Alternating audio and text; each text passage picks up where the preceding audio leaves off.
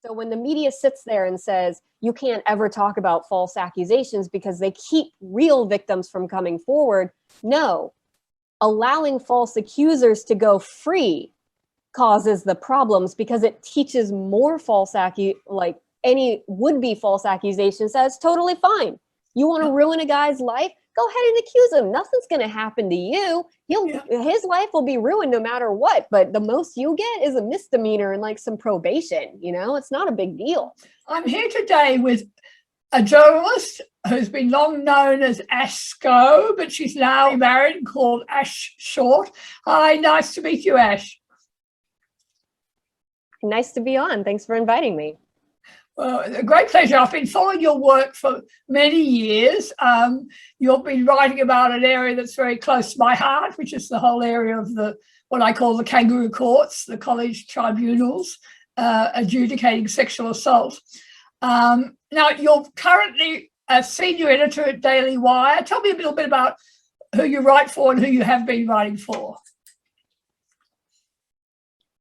Well, I'm right now, as you said, the senior editor at the Daily Wire, which is a right-leaning website founded by Ben Shapiro. I don't know how well Australia knows about him, but here in America, he's a pretty well-known right-leaning speaker.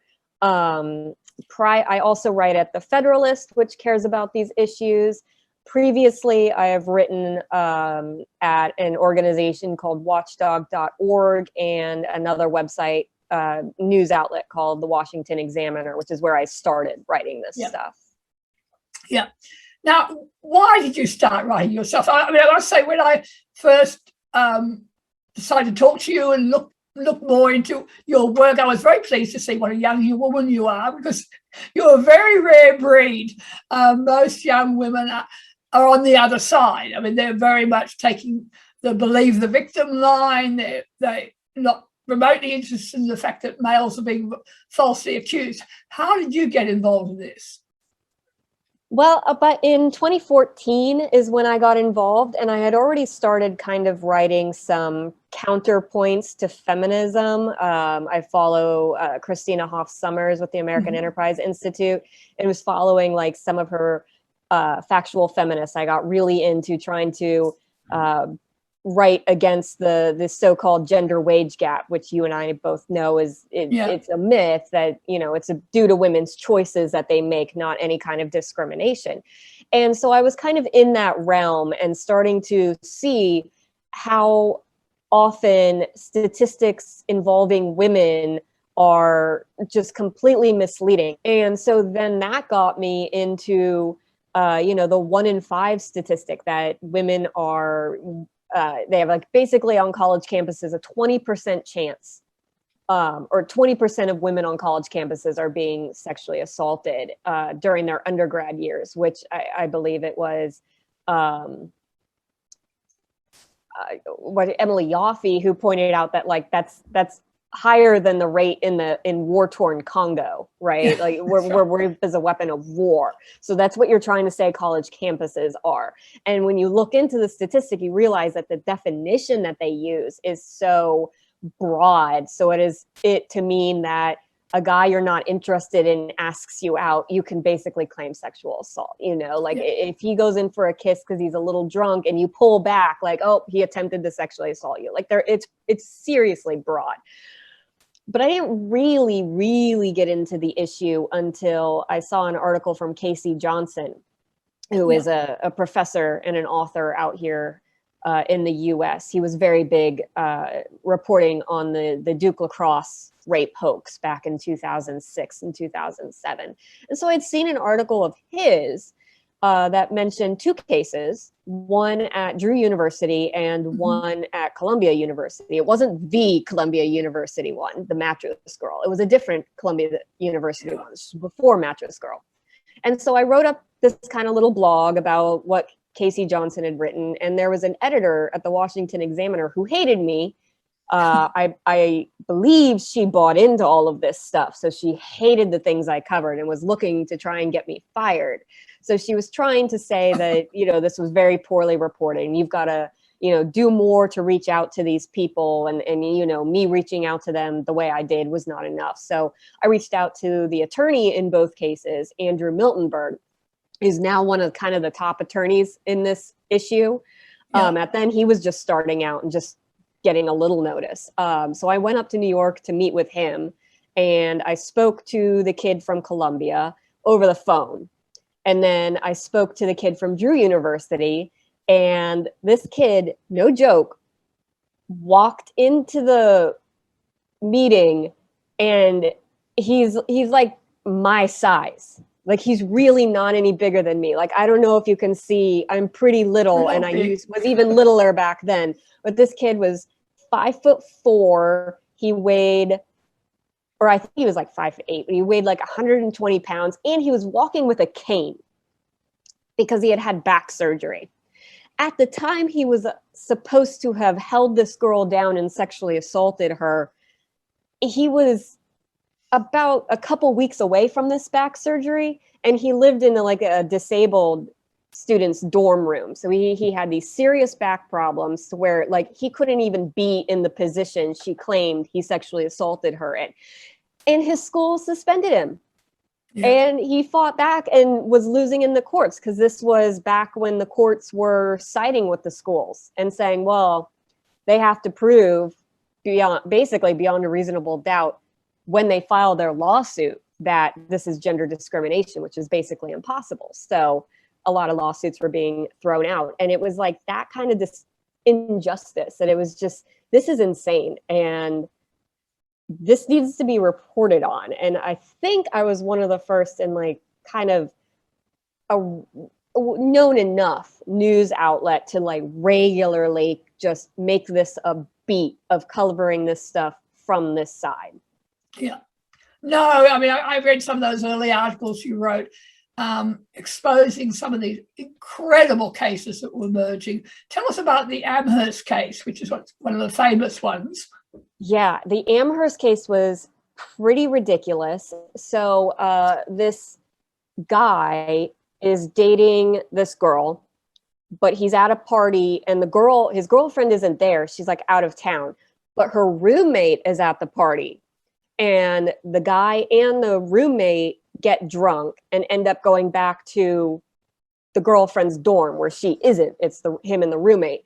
Mm-hmm. And he blacks out. And now, I know a lot of people think that means he passed out, but blackout, it means that you're not forming new memories. So you were going to have no idea what's happening to you at that moment. You're not going to remember it at all. Now, Amherst had a specific policy that says if someone is blacked out, they can't consent. Yeah. They even determined that this guy was blacked out. They believed him on that, but it didn't matter. The roommate accused him later of sexual assault because she performed oral sex on him while he was blacked out. And then she accused him of sexual assault. Yeah. And so he gets expelled. He argues, I was blacked out. Amherst agrees with him. Yeah, you were blacked out, but you know what? That's not a defense when you're the accused. It's only a defense when you're an accuser. So he gets expelled. Then he gets an attorney because he's one of the few students that can actually afford it. So he gets an attorney, and the attorney, they get to discovery. They actually make it that far. And the attorney, he's able to get affidavits from students who say, yeah, she lied during the hearing. She said that she was so upset after this, that he forced her to give him oral sex, right? And then she was so upset about it that she called her friend to freak out, and then she had to call her other friend to come over and comfort her. Well, they got affidavits that the friend that she contacted right after, she was texting, oh man, I just made a huge mistake. I just did something so dumb. I hooked up with my roommate's boyfriend. That was the angle she was coming at, not, oh my God, he attacked me. It was from I'm so horrible. She's going to hate me. I did this. Oh no. The person she called over to comfort her was actually a guy that she wanted to sleep with and had been flirting with all night. He signed an affidavit to say that when he got there, she wasn't upset at all. She didn't mention anything. She was just all over him. In fact, the next morning, she texted her friend again to say, to complain that this guy wasn't making a move on her. Like she was saying, hello, hot girl in a slutty dress, make your move. And then later in the morning, like basically texting, woohoo, he made a move, you know? And then she claims it was almost 2 years later that she was sexually assaulted after she was no longer friends with the roommate. All her friends hated her because of what she did. And she had gotten involved with these, you know, anti-sexual assault women's groups, everyone's a victim, campus groups. So after all of that, she decides she's a victim too, and comes back to accuse this guy when he's right about to graduate. And then he gets expelled. And even after the attorney uncovered these text messages and this information and these affidavits and presented it to the school, they're like, no, we followed our policies. Not our fault he didn't have this information. And it's like, because the hearings are insufficient. There was no way he could have gotten that information because these students are banned from talking to people about the case. So most of the time, like, they can't go find witnesses. Otherwise, they'll get in trouble for that. Yeah. There's just no way to win. I mean, there's so many patterns there that are emerging in case after case. The fact that, yeah, as you say, students aren't in a position to interview witnesses. If they have social media evidence, it's not able to be presented to the people making the inquiries. And of course, we're seeing that not just only in the campus cases, but in legal cases throughout, not only in Australia and Britain and Canada. The same patterns emerging, this very deliberate attempt by the feminists to stop social media evidence being used in these cases, which is one thing that's going to exonerate a lot of the accused. And also, I think that's fascinating that, the motivation.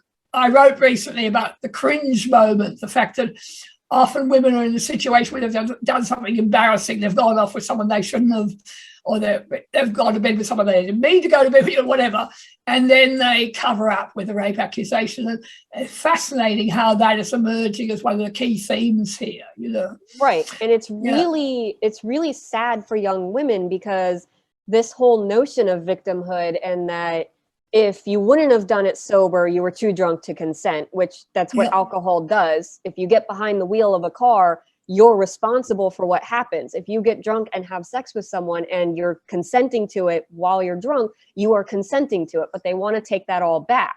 And then they say, well, you're a rape apologist, or you don't like women. And it's like, no, I'm saying these women are not victims. And yet the schools and then other women, feminists in the media, all converge onto these girls to say you are a victim. And then they're the ones basically traumatizing these girls by saying, hey, you got a bad score on a test. It was because of that guy you slept with that you didn't want to. Hey, you're feeling depressed. It's not because you miss your family because you're away from home the first time. It's that guy you slept with. All of these things, depression, anxiety. And you've seen this throughout history where every single problem a woman has gets blamed on basically something a man did. You saw this during the 1980s satanic panic, right? There was books. I've been reading a lot about memory and trauma. And there was books back then that were saying, hey, all of these symptoms, you can't concentrate, you're depressed, you're not having luck in relationships. Well, you were probably abused as a child. You should go see a therapist and they'll help you recover these memories, right? And so here it's happening again with the schools. So imagine a girl wakes up, I slept with the guy I shouldn't have slept with. I don't really like him. I was drunk. I made a mistake. That used to be called a drunken hookup. Now she goes, if she tells like the RA, right, as the most adult figure nearest to her, even though it's just another student, and she says, oh my goodness, I slept with John and I shouldn't have, like, we're friends, this is going to ruin everything. The RA is like, well, were you drunk? And she's like, yeah, I was so dumb. And then the RA starts telling her, right, well, you were too drunk to consent. He sexually assaulted her. Then you plant that into her brain. Then all of a sudden she starts remembering that she said no, that she fought back. All of these new memories start forming, that she's a victim and that she was held down or this or that. Things that you can't prove happened, things that likely didn't happen, but now she's remembering them so vividly. And that means she's traumatized, and she goes to the school and everybody just keeps reaffirming this. And then she starts to have all of the symptoms of trauma, even if nothing actually happened to her. The school's just complicit in basically like making her a victim when she wasn't. Well, this is the whole trauma-informed investigation, which has been fascinating watching that roll out, where they teach the investigators that no matter how the victim behaves, it's proof of the fact she's been raped. You know, if she can't remember anything, well, that's proof that, you know. Anyway, you explain what that's all about. I think it's a wonderful, wonderful feminist conspiracy, this one. It is. So basically, they not only say valid criticisms of false accusers or women whose stories don't add up are complicit in rape myths, right? Which is where they say, oh, women lie about rape. That's a myth. Oh, you know, a lot of women lie. No, that's a myth. They just say everything is a myth. And, you know, if they say, oh, well, look what she was wearing, well, then that's victim blaming. Or, oh, she was flirtatious with him beforehand, or she texted him afterwards. Well, no. All that matters is in that moment, nothing else. And what she says is golden. So with trauma informed, you start with that basically she's traumatized. And then everything goes from there. So you've got this, they contradict themselves in it too. It's kind of funny where they say, oh, so if she doesn't remember anything, well, that's trauma. If she remembers things vividly, that's trauma. If, you know, and they'll say memory. If she contradicts herself. If she contradicts herself, that's because she's traumatized. You know, yeah, it's not lying. It's absolutely not lying. It's because she's traumatized. And if she is found to be lying, well, that's just her trying to make sure police believe her or get attention so that they'll listen to the truth, which is that she's a victim. But they'll also say that memories get stronger the further from the event. And then they'll also at the same time say memories are strongest right after the event. And it for whatever situation, if she comes forward 7 years later, they're like, oh no, memories of trauma get stronger. If she comes forward immediately, no, memories of trauma are strongest then. We know that memories, even traumatic memories, fade over time. It's been established for decades, centuries. We know that. But they just try to train that on that head. And so then what they do is they tell investigators to conduct the investigation, start by believing, which is not a trust but verify. It's a start by believing, and then do everything you can to verify her story. Anything that doesn't verify her story, you can just leave out, and that's fine.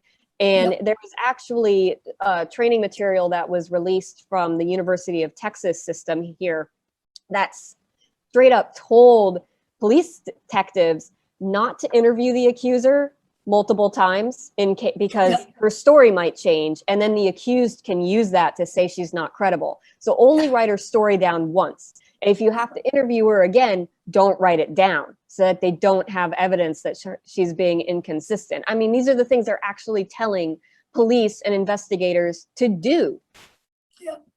Like it's absolutely absurd, and it's absolutely terrifying. And through that, there's literally no way that someone can be falsely accused because, you know, she's traumatized. No matter what she does, she's traumatized. She's doing it because of trauma. And anything that the accused presents as evidence that I was falsely accused, like, look, she literally texted me in the morning to say she had a great time last night. She's been texting me for weeks asking me to go out with her. I didn't want to go out with her, so I stopped responding. Then she accuses me. And the reason and the answer they give, oh, she was just trying to start a dialogue with him. She wasn't really trying to date him. She just wanted to talk to him about what he did to her. It just came out differently.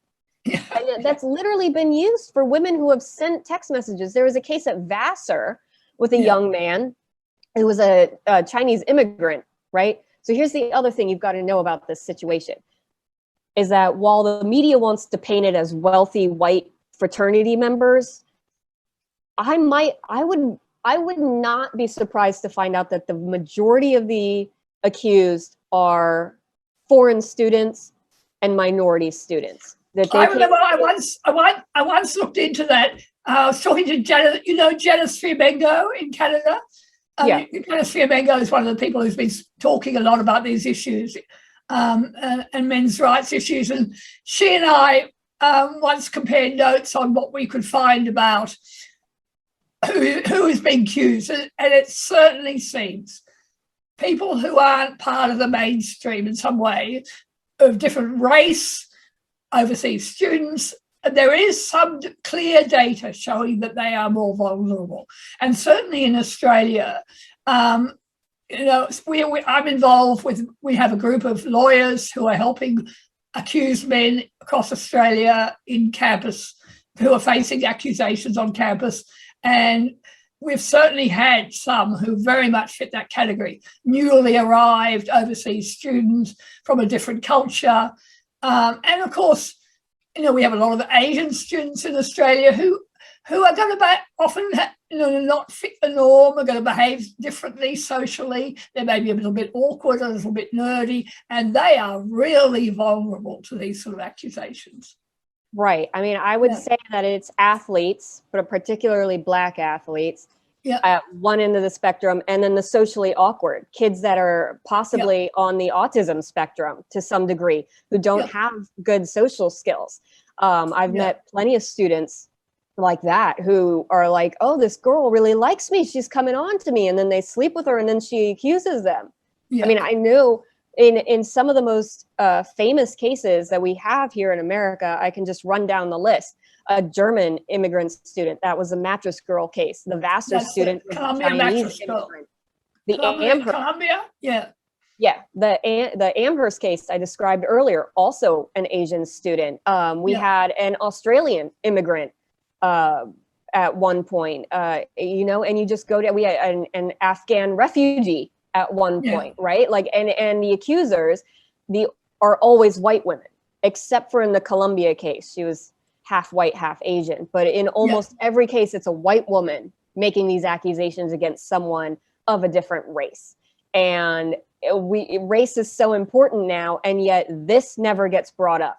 Like, as soon as I've tried reaching out to some of the people that really push the racism is everywhere and saying, hey, these kids are getting falsely accused on college campuses. They're not able to defend themselves, and they can't afford the attorney to defend themselves like a lot of the white students can. Where's the outrage here? Like, these are white women making accusations, particularly against Black men who can't then afford to defend themselves. And we don't want to talk about race. That's right. Like, in a couple of these cases, there was one at the University of Finlay, where a white girl accused 2 Black men. And yet there was someone in her dorm that was saying she was bragging about sleeping with these guys. And they were expelled within 24 hours, right? Like, they didn't even have the investigation and hearing process that, like, a lot of white students have. Like, it was just gone. Yeah, that's right. I mean, like, and nobody cares, because nobody cares. There's a hierarchy of victimhood. That's right. And men are at the bottom. And you were talking about the fact that the courts initially tended to turn down appeals over these cases, and then there was a shift, and we saw some of the big cases playing out where universities were successfully sued for failing to protect the due process rights of these students. Can you talk about how that shift occurred and where we are now? Well, I think just with so many more of these cases being filed across the country, you had a lot of jurisdictions where, there were less leftist activist judges. So the first cases, a lot of them were filed in New York. And so in New York, not going to have a lot of friendly judges, or you're going to have the judges that are going to side with the women. So in the first couple of cases, their arguments were, well, you didn't present any evidence that this was gender-based and not, accused-based, right? Which is true. They didn't have that evidence. And yet there was no way for them to obtain that evidence unless the lawsuit moved forward to discovery. And so these weren't even things that these judges should have been deciding, right? Like, that's not how it's supposed to work. I mean, it could succeed. Like, you know, they have a good idea that this is the case. And when you present in these lawsuits, it's always presented the culture on campus ahead of this, which is protests on campus. We're being sexually assaulted, like, end rape on campus, and claiming 1 in 5 of us are sexually assaulted, even though statistics never bear that out, outside of self-reported surveys, which are not valid. Yeah. Excuse me. So there's all these protests on campus, right? So in the example of Columbia, right, you had the mattress girl case that made international headlines. This girl gets invited to the State of the Union. She's on magazine covers. Cameras are following her around everywhere. Nobody cares what the accused student's story is. When that finally comes out, she pretty much goes away, even though they, like, because she had another one of those. Well, she was texting him for weeks after this allegedly brutal rape that doesn't physically make sense in the way that she explained it. But she's talking to him, I miss you, I love you, let's meet up, I miss you. And then she accuses him when he doesn't reciprocate. And then when that comes out, she is like, no, I was just trying to start a dialogue. I was trying to get a conversation with him so I could tell him what he did to me and how it hurt me. And it's like, okay. But that's, the media ran with it and was like, yep, that's what women do. They totally do that. And then we're supposed to buy it. Yeah, and then, but then we did see this shift towards some of the big recent cases have agreed that this is an issue of discrimination against men, the way males are treated. And that's been a real shift in the legal assessment of these cases. Right. I mean, there was a lot of small courts, because a lot of them get filed in federal court because of their federal guidelines. Yeah. And so a lot of them, you know, were finally starting in other states outside of New York and California, starting to get judges to say, yeah, this is wrong. You need to provide due process. You're a public university. You receive public funds. Students have civil rights. You need to provide some of these.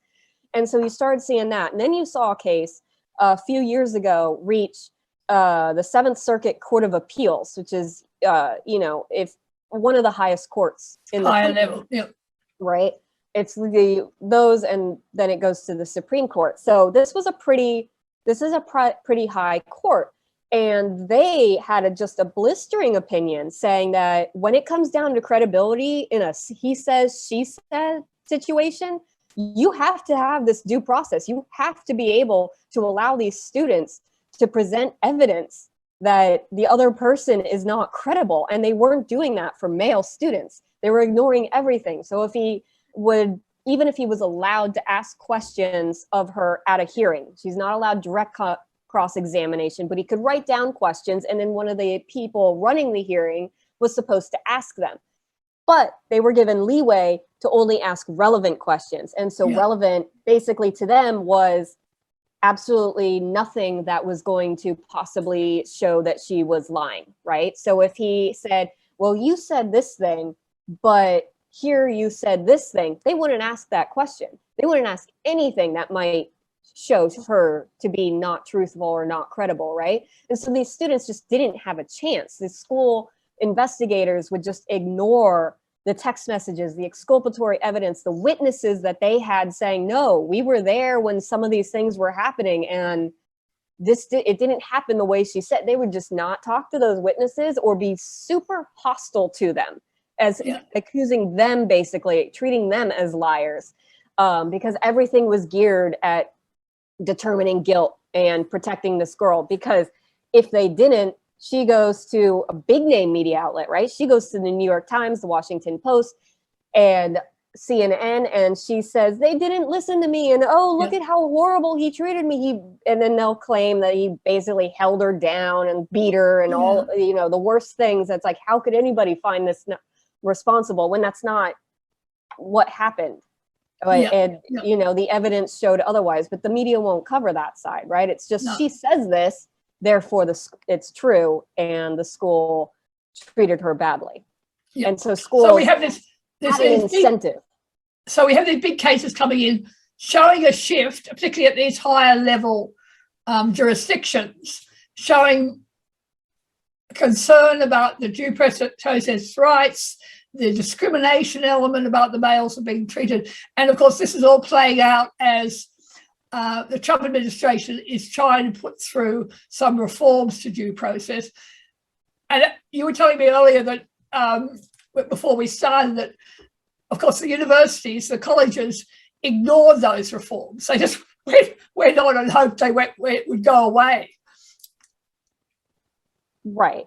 Yeah. Basically, because it's the same situation. The media will tell the girl's side of the story, and she'll be a victim, and she'll be, her story will be completely exaggerated or made up, whatever. The evidence that the school saw would be overwhelmingly that she lied, but they're not going to go against her, right? And so what actually happened was after Trump got into office, some of the, groups out here, so Betsy DeVos was going to meet with, survivors. That's what they're automatically called. You make an accusation, You're immediately a survivor, whether you survived anything, whether you were the victim of anything. You made an accusation, you're a survivor. Yeah. So she was going to meet with these groups, but she also, because the Obama administration didn't, when they filed their guidelines that started this whole crazy process, they didn't follow specific rules that needed to be followed. So their guidelines never actually had the weight of law behind them. But again, because of the way the media is, because of the way the Obama administration was, the schools totally, went along with all of this. They were happy to, right? Because all the schools don't care about men. That's why male participation in college campuses is low. And yet, even though men are the minority on college campuses, there's still scholarships for women more and no scholarships for men, right? You've got this disparity. So DeVos met with some of these falsely accused students, and their stories really affected her, because these kids are raw and they're hurt. Whereas a lot of these high profile victims, they have no emotion. And you can kind of see it that they've told the story so much, but it doesn't affect them because they're exaggerating it.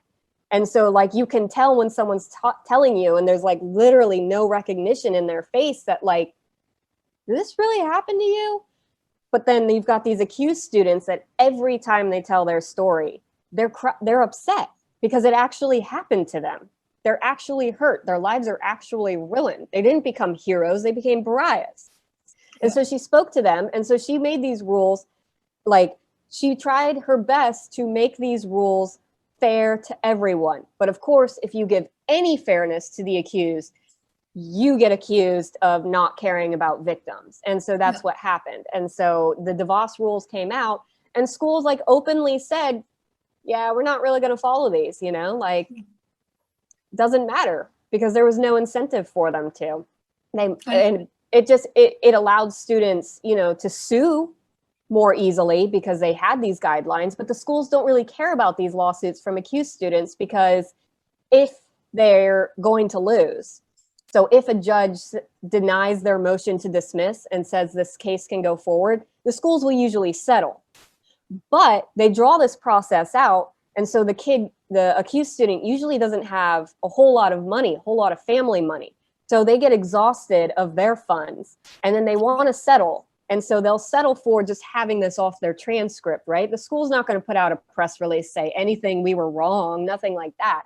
But they'll take it off the kid's transcript, and they'll settle for that. You don't get a whole lot of big monetary settlements in these cases. And schools know that. And the money that they do have to give these kids comes out of an insurance fund. So it really doesn't affect their bottom line. But if an accuser says that the school mistreated her, well, you've got the force of the federal government, you've got the force of the media, politicians across the country, all coming down on the school. So there is a much bigger incentive to just find a kid guilty and know the problem will pretty much be quiet after that, outside of a few people like myself. So now we have Biden, who of course was one of the architects of the original scheme under Obama, promising to wind back even those minimal reforms, even though no one's taking any notice of them. And tell us how that's playing out now. Well, they're having some struggles because Betsy DeVos went through the proper procedure to get these guidelines. That's why she started this in 2017, and they didn't get adopted until 2020 because they had to go through a proper notice and comment period. And so that takes a really long time. And the Obama administration didn't do that. They didn't talk to people. They just made the rules, didn't care that all they cared about was women who claimed to be victims, right? That was the line. DeVos went through the proper procedure. So now if Biden wants to change them, he also has to go through this proper procedure, right? And so that's causing him some trouble because he wants to put in charge the group behind this is the Office for Civil Rights within the Department of Education. And he wants to put a woman named Catherine Lamon in charge. And she was in charge during the Obama administration. Oh, no. And so all of these court cases, all of this media attention, and granted, it's not the same media attention that's claiming there's, 1 out of 5 women are being sexually assaulted. But there has been, since I started covering this, more attention to it. You've got multiple writers at multiple outlets that will cover it. Even the big New York Times, Washington Post have had one story where they tell this side of it, right? I mean, they couch it with, women never lie, stuff like that. But, oh, here you go. Here's one story. We covered it, all right? So there was enough attention on it that, Lamon is pretty much toxic. She's outright said in tweets that, she doesn't really care about due process or the she finally said during her hearing that fine, schools should be open to the possibility that maybe he's not guilty, right? And so she didn't get voted out of committee. So she didn't make it to the larger Senate floor. Now she can still be brought up for a vote. She hasn't been yet. I'm not sure she's going to be because, she's toxic at this point. She got the country into the mess that DeVos tried to fix. So now they say DeVos is a mess, but they want to go back, and you can't go back. You have all of these court decisions, hundreds of court decisions saying you have to provide due process when you're talking about expelling a student for a crime and you're not going to the police. And I know that from some of the advocacy groups on our side, there have been big public surveys showing concern about due process. I mean, there has been some public awareness of how this is all playing out, hasn't there? And so, I mean, it's interesting where Biden is pandering to his crowd in making this move, saying he's going to go back. What do you think? Is he going to push it? I mean, he could put someone else into that job, couldn't he, who would be equally bad? I mean, how's that going to all work out? And who wouldn't have, someone equally bad who wouldn't have, whoever he tries to put into that job is going to be pretty bad. They are going to be hamstrung because of the notice and comment period and having to actually get through these regulations. And because he doesn't even have anyone in that position, he's already starting behind. And the midterms can complicate things. And, these court cases are still going on. Schools are still losing. I think most of the cases they're losing, I'm saying. Most of the cases, due process cases now, which end up being determined by a court, are finding it against the colleges. Isn't that right? Right. I mean, in some way, at some point on the process, it's usually the kid files the lawsuit and then the school tries to get it dismissed. And the courts, most of the wins are from courts denying that motion to dismiss, saying that it can go forward on gender bias claims or breach of contract claims has been pretty successful in the fact that, these kids had just as much a right to their education as the girls accusing them did. And so if you do not provide them the same level of protections that you're providing the accuser, then you're breaching your contract to them. And you can't do that. So they're winning on some of these cases. There occasionally a Title IX the case. But yeah, I mean, the tide has turned. You also, trying to remember, there was also, so when the Me Too movement started, it started off with like Harvey Weinstein as, okay, he's terrible, he's awful, get rid of him. But then a whole lot of the accusations started falling apart pretty easily because it became clear that just every woman with a grudge against a guy in her past was starting to accuse him of being an abuser of some kind. And so a lot of people started getting turned off by that stuff. And you had the Aziz Ansari allegation where most people were like, okay, this isn't sexual assault. You had a bad day. And with the mixed signals, you know, pretty much everybody was on that side. And so you started to see this crumble because started to see allegations against people where there was video evidence that it didn't happen, email evidence that it didn't happen. And it started getting difficult, like when there's so many of those, because the media was amplifying every accuser. And since not everyone is telling the truth and a lot of people do just want attention, those stories get told, they fall apart, and then people start to be skeptical. And so that then causes more false accusers to come forward, and it's going to make people skeptical of the next woman. So so making it pretty much that false accusations are okay, even welcome, hurts actual victims because it makes people skeptical. I think one of the big stories that really affected people was the Johnny Depp case. One, Johnny Depp is a beloved actor. Amber Heard accuses him. And not only did Johnny Depp's been married to a lot of women in Hollywood, and not only did like all of them come out and say, yeah, he's never been like this at all. He's never done any of the things you told me to. Even the mother of his children, who he is married to for 14 years, was like, never been like this. What are you talking about? And then you've got the audio where what Amber Heard is admitting to hitting him.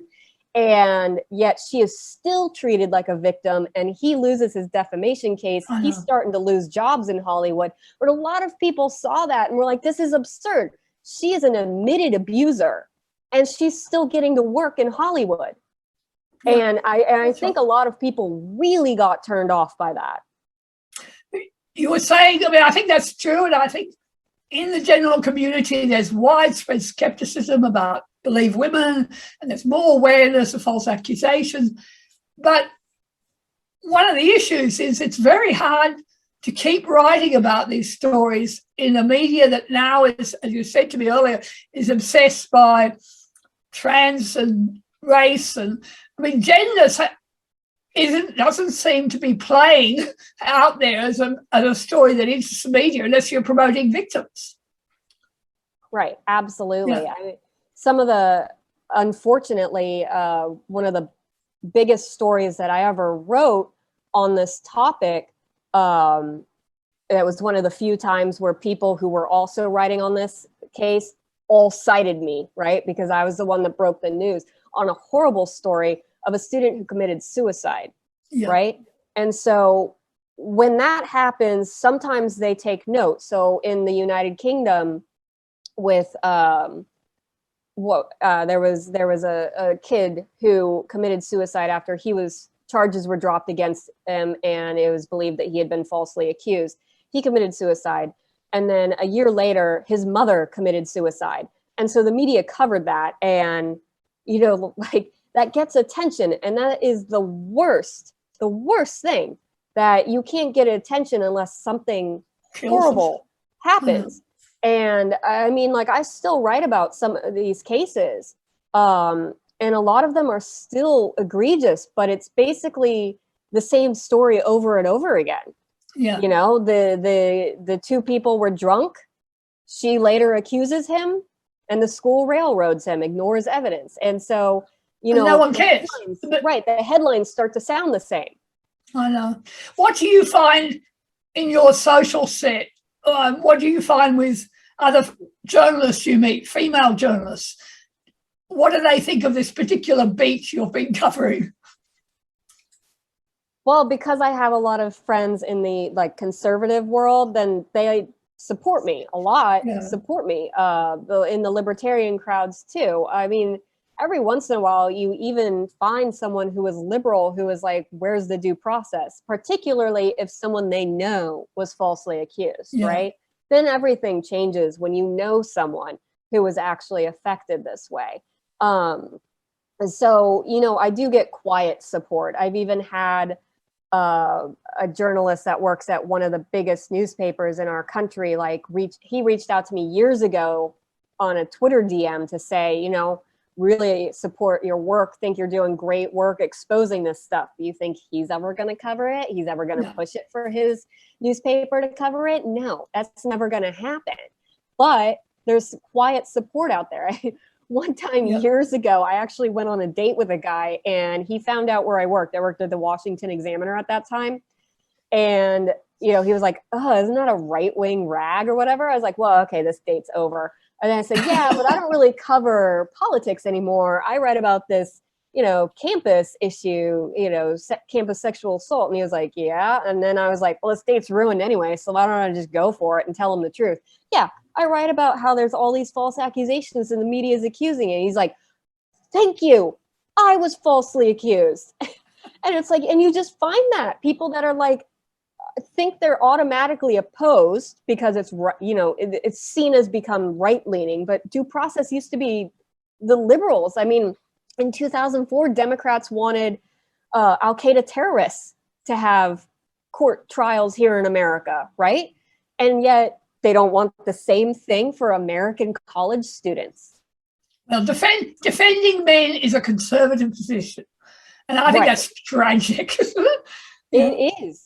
It's absolutely tragic. One thing that has helped me by being a young woman on this issue is that it doesn't happen so much anymore.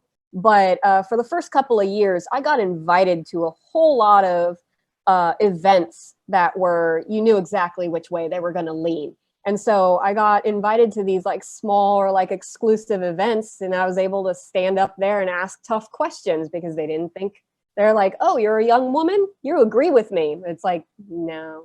But there are a lot of young women, just like there's a lot of pro-life women, and the media tries to claim it's only men who don't want abortions, they want to control women. Most of the pro-life movement is made up of women. And so you do see a lot of women who disagree with this. And you know why? Because we know women. We also were teenage women ourselves once and know about the drama and the lies and the exaggerations of everything to get attention. And I mean, at some point, teenage girls became the bastion of truth in this country. And that's always struck me as odd. Very odd. Look, Ash, it's been fantastic talking to you. I'm sure all the people watching today really appreciate your insights into this territory, which, as I said, is something that I've been passionate about for many years. I hope we'll stay in touch, and I'm sure people can contact you if they want to find out more about your work. So they look on the Daily Wire. Is that the best place for them to go? dailywire.com, though I do cover other issues, but I cover this issue a lot. And you can follow me on Twitter at Ashe Schow, SCHOW, because I'll still tweet sometimes more than I'll write. I'll put out information about how people can get in touch. Thanks so much for joining us. I hope we'll keep communicating. Absolutely. Same. Okay, Ash. Bye. Bye.